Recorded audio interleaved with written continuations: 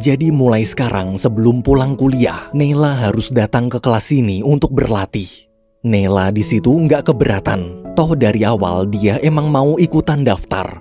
Profesor kemudian menguji bagaimana jika seandainya Nela sedang berdebat dengan lawan yang pro hukuman mati. Dengan kaku, Nela menjawab panjang lebar. Profesor lalu menjelaskan kalau berdebat itu ada waktunya. Jadi kita harus menggunakan kalimat yang singkat, padat, dan jelas. Jangan fokus pada topik pembicaraannya, tapi fokuslah pada lawan debatnya. Jika lawan pro hukuman mati, bahkan dia sampai menjelaskan panjang lebar tentang data, fakta, serta alasan-alasan kenapa hukuman mati harus dilakukan, maka jangan takut. Kita cukup ucapkan, "Oke, Anda pro hukuman mati, saya enggak. Berarti Anda pro kematian, saya pro kehidupan." Skakmat, penonton pasti akan langsung tepuk tangan dan kita menang debat. Mendengar ilmu baru itu, dalam hati Nela berkata, "Boleh juga nih bocah." Nela berkata kalau dia benci Pierre. Benci banget.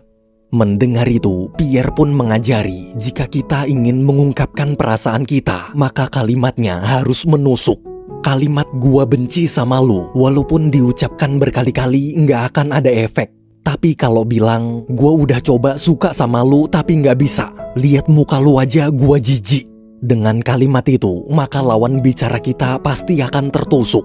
Itulah seni dalam berbicara. Meski masih kesal, tapi Nela mulai paham.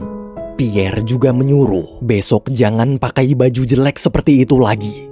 Apa Nela pikir pakaian bukan hal penting? Di dunia ini banyak orang yang ucapannya tak didengar hanya karena pakaian mereka jelek. Sebenarnya manusia tak mendengar menggunakan telinga, tapi manusia mendengar melalui mata. Jadi mulai sekarang jika ingin didengar, maka belajarlah berpenampilan.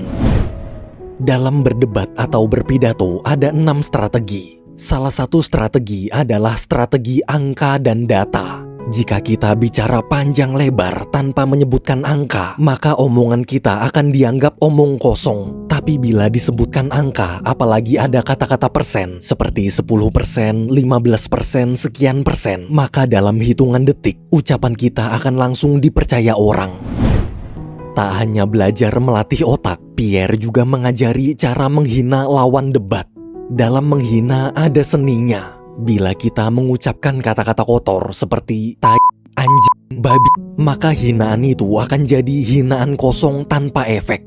Inti dari menghina adalah menjatuhkan psikologi lawan. Jika menggunakan kata kotor, maka kita butuh mengucapkannya berkali-kali sampai lawan terpancing. Tapi kalau kita menghina fisik atau hal-hal pribadi, maka dalam hitungan detik, psikologi lawan pasti akan langsung berubah. Jadi jangan fokus pada kata kotornya, tapi fokuslah pada psikologi lawan bicaranya.